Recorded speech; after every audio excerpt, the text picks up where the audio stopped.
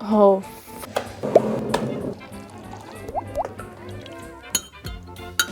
I need to make an intro session to the Hazelands, but I need a cool way to bring my players into my world. I made this cool DM screen in a previous video, so sending them a 200-page PDF now seems criminal. The problem is, I've been doom scrolling for hours, and the harder I think, the less inspiration I have. But here's the thing about inspiration. You can't just wait for it to drop in your lap. You have to find the source, so let's go digging. Ever since I started playing D&D, the Feywild fascinated me. When I was a kid, I was obsessed with finding other worlds. Every holiday I went on, I searched for portals, and I once even set an alarm to wake myself up in the middle of the night just to catch a tooth fairy in the eye. I tried to find gnomes in the forest, and I was constantly writing my own stories. But it never felt enough.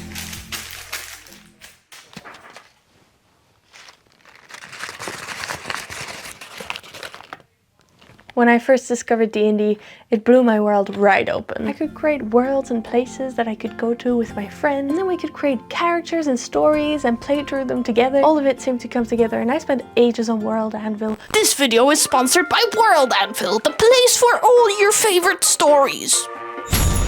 Lost in your notes? Tired of your tales looking like chicken scratches on a tavern napkin? With World Anvil, you can slam it into one slick, shiny vault. We're talking interactive maps, custom timelines, character bios, and secrets. Writers, dungeon masters, dreamers, this is your chance today to become a world-building wizard just like me. Now you can use it for free. But with my coupon code Hazelands, you can get 51% off a yearly membership. That means that if you would pay 2 gold coins instead, you pay 1 and something slightly less valuable, like a fork or something. What are you waiting for? Visit worldanvil.com through your orb and ponder today. Just writing all of my world building notes. One of my adventures, I wanted to take my players to the Feywild, which I was super excited about because it seemed to be the setting for me. But then I read up on it, it just didn't feel like that. I expected it to feel like all the fairy tales and the folklore that I grew up with, and I could meet all of the creatures that I had met as a child. I think the Feywild is still really, really fun, but it just wasn't what I wanted it to be. So that's when I started writing what I thought the other world would be. And to start any world building project, I like to think about an iceberg of inspiration. Welcome to my iceberg. So a big inspiration for me for the Hazelands was really cool kids media. This weird, obscure Flemish TV show, but also Spiderwick Chronicles, Dark Crystal, The Labyrinth, Legend. I really love those 80s and 90s fantasy films. They are absolutely beautiful. Then the next part of the iceberg is trying to think what inspired those things. What they were inspired by is the classical fairy tale books, especially the ones that the Victorians wrote, like the colored fairy tale books. Those things are definitely the next layer. Those stories were inspired by oral storytelling, and we kind of run dry there. But on the visual side, we definitely have a really cool layer of beautiful paintings that inspired a lot of modern fantasy art. Here are some examples of the kind of paintings I'm talking about. And what I know for a fact that they were inspired by were medieval manuscripts. Especially in my local area, Ghent and Bruges were famous in the Middle Ages for creating these beautifully illuminated manuscripts. We've all seen the silly little guys, but I think this is where the source of my inspiration lies. So, I've been looking up some information about these manuscripts. Apparently, there's quite a few manuscripts that are stored in the Booktower in Ghent. I can take a look at them online, but I see that there's also an option to go have a look at them in real life, if they let me. These are 500 years old. It'd be crazy if they let me touch them. I don't know why manuscripts make me so emotional. Oh my god, I'm actually emotional. There's something about an artist 500 years ago drawing in these books not too far away from me and creating these beautiful pieces of art, and me being able to look at them in real life. I'm just gonna send them an email and we'll see what happens. Wish me luck.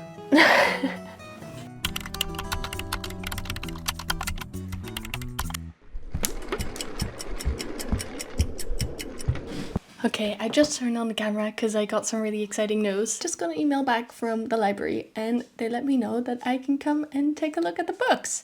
I just have to give them a list of all the manuscripts I would like to look at, and then they'll let me know which manuscripts I can come take a look at. And hopefully the next shot is me on an adventure.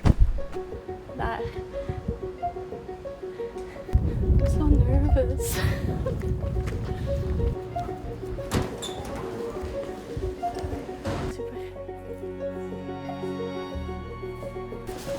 Wauw.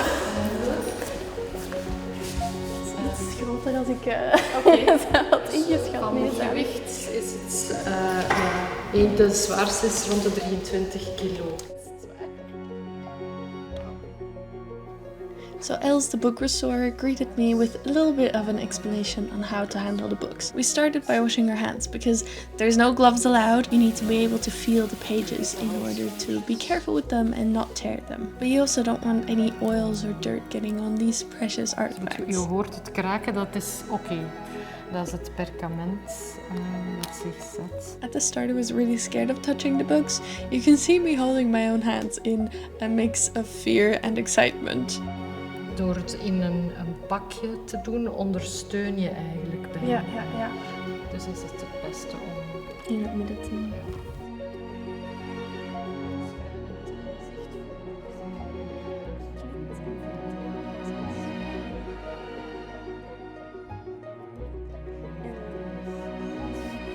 The main reason why I wanted to go to the library is to look for inspiration. Like, I've seen the scans online, but seeing the books in real life and having the physicality of them is really inspiring. The first thing that struck me when I looked at them up close was how incredibly small and detailed it was. I cannot imagine how sharp the nib of the quill would have to be for such super delicate lines. And then the colors were really surprising as well because they were so incredibly bright. It's crazy how after 500 years the pigment is still so striking and the gold glistens so beautifully. Like, it's very magical.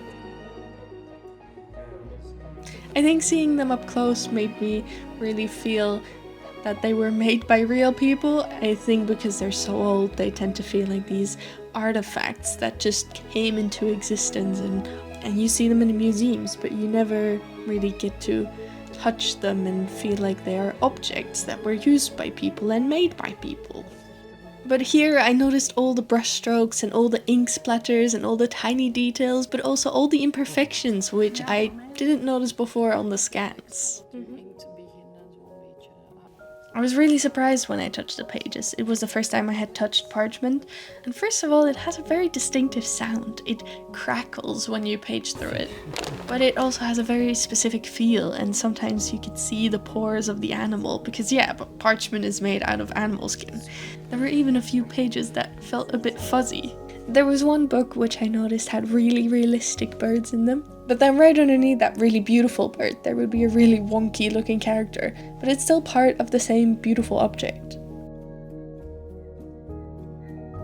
There was something that felt quite personal about these works, because only a few people had worked on them, and usually they were commissioned for a specific person, and it then had their coat of arms in it, or sometimes it was made for a church, but then it usually had an illustration of the bishop in it. But you can also see that they were used as objects a lot, especially the songbooks. They were kept in use up until the 18th century. But this means that there's lots of traces of the people who used them in the past 500 years. The restorers took all of these bits out, but they found drips of candle wax, there were little bits of food in them, so they could guess what people were snacking on while reading these. The historian that was specialized in the books and who helped me manipulate, that's what they call handling the books, he helped me manipulate the books. He also had a lot of interesting facts. He told me that usually one book is scribed by one person and then they leave little gaps open for someone else to come in and illustrate it. And we know that one book was actually scribed by one person because at the back of it there was a name. But someone had scratched it out though. It was actually a whole mystery. It got stolen, but then it got refound. But this is a story I think I'll tell in a Patreon video. But in all honesty, what mainly attracted me to these books was the fact that they're full of little guys. And even though most, if not all of them, are serious religious texts, there's incredibly silly and funny drawings, almost like a comic book at times. There's a monkey hunting for ducks and his trousers are falling down. There's deer women laughing at a sad lion. I remember all these funny mythical creatures, and then there was also this guy throwing up for some reason. And snails. There's just snails everywhere, which makes me think that the cloister gardens 500 years ago were teeming with snails. But also strawberries and violets. Apparently you can see where the books were made based on specific marginalia, like the violets or the strawberries. I personally love forget-me-nots. They're one of my favorite flowers, and I draw them all the time in the Hazelands. It's mainly because I see them a lot at the side of the road. I think that's something we've always done and should continue on doing, especially now that the world has become so big. Just look around us for inspiration on the side of the road, in your garden, under your bed. When I left the building, I really felt my fingers itching to make something myself, with all of the inspiration and all of the techniques that I had absorbed throughout the day. A little idea started brewing of something I wanted to give to my players. I'm back from my trip. I hope you found it as inspiring as I did. I'm sorry if there's a lot of wind. I wanted to come out into the forest. Yes, and there's a lot of people here. Great. I feel so privileged that I'm able to do this. And I even have so much more to tell from my trip. I had to cut out a lot just to make sure that this video isn't super long and a little bit boring. What I did have to cut out was a bit more about the materials that the scribes used to make the books. The ink that was made out of oak galls. Oak galls are growths made by gall wasps on oak trees, and I just wanted to come out here and see how easy they are to find. I don't have the equipment right now to make ink out of them, but I will try so in the future. The oak galls would be crushed up and mixed in with a few other things, and that would make a beautiful black ink. So let's see if we can find some. So they should be on the twigs and under leaves. These kind of look like weird things, but they're not oak galls. Okay, I'll try over there. I can see some on the other side of this ditch. So I'm just gonna try. Gonna try and pick some. Whoa!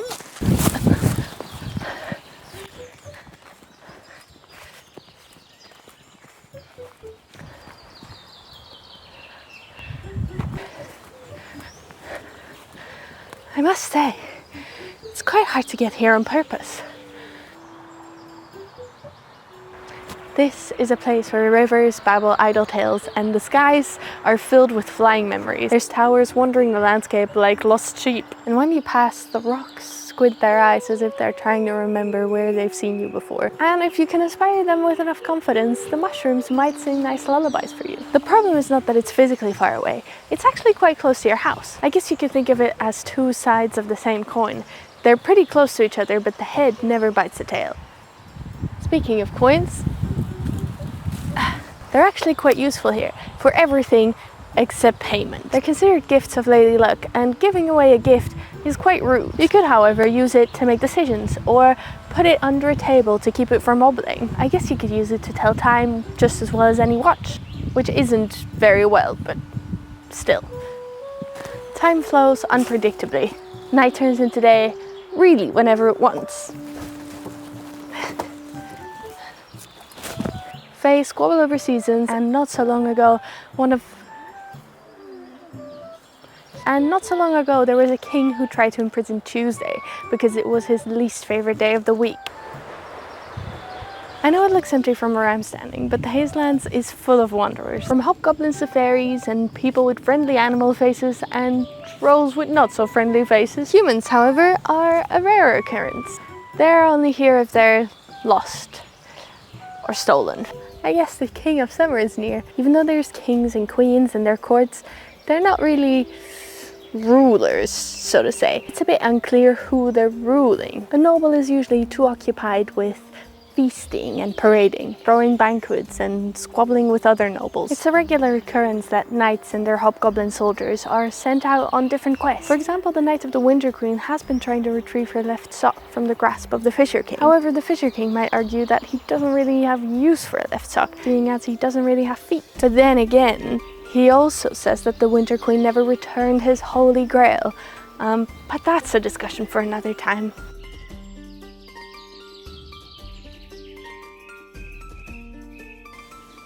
The only one who has any real dominion over this realm is the one up above, with which I mean the feathered spirit the clergy believes to be up this high tower. This tower is so incredibly high that no one really knows what's up there. But usually in high places you can find pigeons. One easily assumes that it's probably a pigeon. And if the tower is this high, it's probably a very powerful pigeon. Call it the powerful, the feathered almighty, the holy pigeon, whatever you want to call it. Most denizens of this world are a bit too busy wondering where gnomelings hid their keys to be wondering about what the higher power wants, especially if it's a pigeon. But the monks and nuns are an important part of this land. As postal pilgrims, they deliver illuminated letters all across the realm.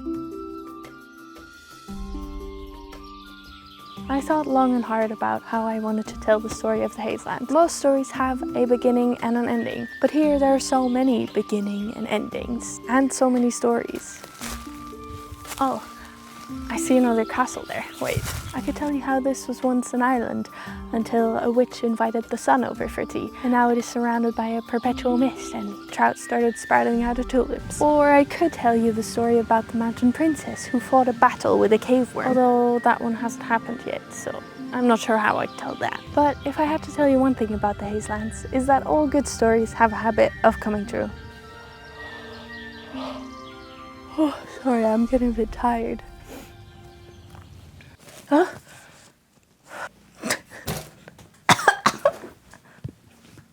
This is bad. Okay, I have so much inspiration now. I think I'm exploding. But for my session, which is the day after tomorrow, I would like to make a cool illuminated letter, just like the monks in the Hazelands, and just like the people did around me 500 years ago. I didn't want to make historical parchment because it's expensive. I didn't want to slay an animal and use its skin, and it's pretty hard to come by. So I found these really cool handmade pieces of paper in a local shop. They have flower petals in them, and in the Hazelands there are a lot of forget-me-nots, and I'm pretty sure that these are forget-me-nots. So hopefully this works. I also bought some powder for ink. It's actually made quite similarly, but not identically, to the ink that the monks would use. I have this feathered pen. It's a bit fancier than 14th century technology. I also have this pen, which is my favorite, and it has a bunch of different nibs that I can use. So we'll see what works best. But first of all, I'd like to test if the ink doesn't bleed too much on this type of paper. If it does, then that would be very unfortunate. I'm not sure which other paper I will use, but hopefully it'll be fine. I'll have to make the ink first though.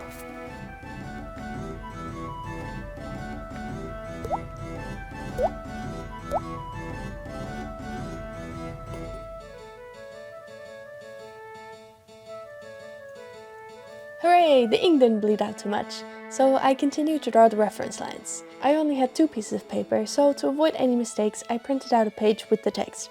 Not very medieval, I know, and then copied it with a light box. I also sketched out the border illustrations first with pencil, and then it was time for inking.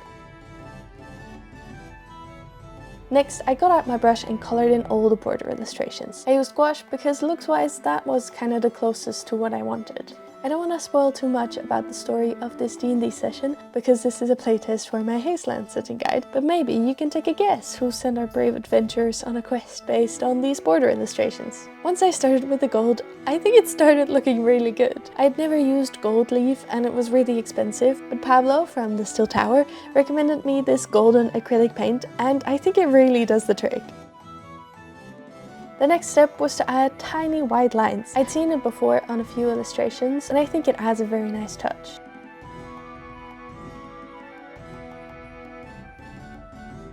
The final step was inking all the illustrations, and I don't think I let out a single breath throughout this process because I was so afraid to splatter the ink on all of my work.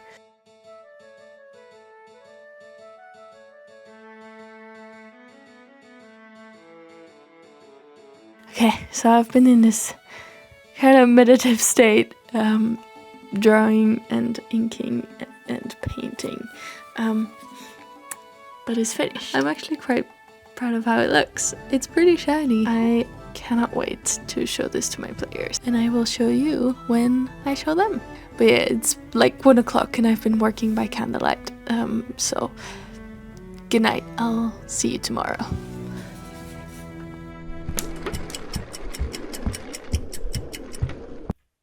My friends are arriving. Hello, I'm editing right now. I didn't plug in my microphone to my camera, so the audio is very bad from anything that I filmed on this day. And I was saying a lot of stuff to the camera, to be honest. But I'll just give you a short recap. I had gotten it in my head to build an entire terrain piece in the 4 hours before my friends came over. It's gonna be a cool cavern where my monster's lair is. I had no idea if this was possible in 4 hours, so let's return to the speed build. I wasn't sure what I was doing, so I just started cutting out a wobbly shape out of XPS, and bam, we had a base. Then what is a girl to do but hammer a big rock on some insulation foam? Great stuff, just look at that texture. I've been to a cave once, and what did I have? Pointy rocks. Looking back at the footage, I think it's a miracle I still have all of my fingers. This little gnome came to inspect the safety measurements and found them lacking. Then I just got some bigger pieces of foam and cut them in a way to suggest that there was a ceiling on this build, creating the most fragile rocks, waiting for a player to bump into them and snap them in half. But I think the build would have looked unfinished without them. I do love cutting into foam with a hot knife, and I didn't stop until my whole desk was covered into tiny pieces of pink rocks. Gluing time! Hot glue, because what else? I had no time for any of your slow glues, even if hot glue likes to eat foam for breakfast. It looked a bit Barbie Dream Cave, so I used some filler to make it look a bit more natural. And I'm glad I have foam safe spray, because I hate waiting for paint to dry, so I just covered this cake up and sprayed it until it looked like a cave. I tried to imagine some light coming in through the ceiling, so no one finds out that it doesn't have a ceiling. Then I used a little bit of my homemade wash, and it definitely was too soon because it removed some of the paint, but not all of it, so I was happy to call it done and ready for battle.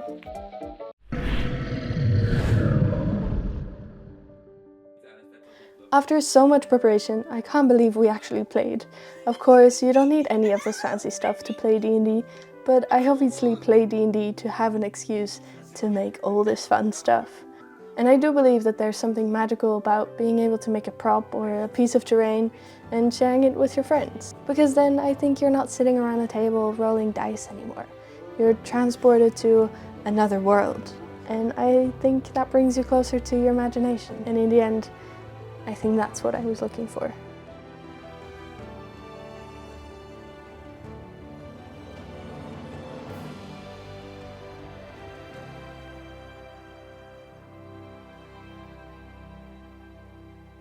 Ta-da! So this is what my whole ramble about inspiration brought me to. I feel like this is only the start. So enjoyable to make and so enjoyable to give out. I think it really brought something special to the start of my new campaign. And I already made another hand-drawn, handwritten magic item card, but that's for next time. I'm really obsessed with this idea of inspiration, and I'd really like to keep talking about it in the comments. So let me know what recent media has inspired you, or maybe some ancient art that maybe I can go and look at. This was a less makey video, so the next video is gonna be a lot more makey. Those are words. But thank you for watching it, thank you for making it all the way at the end, and I hope to see you soon!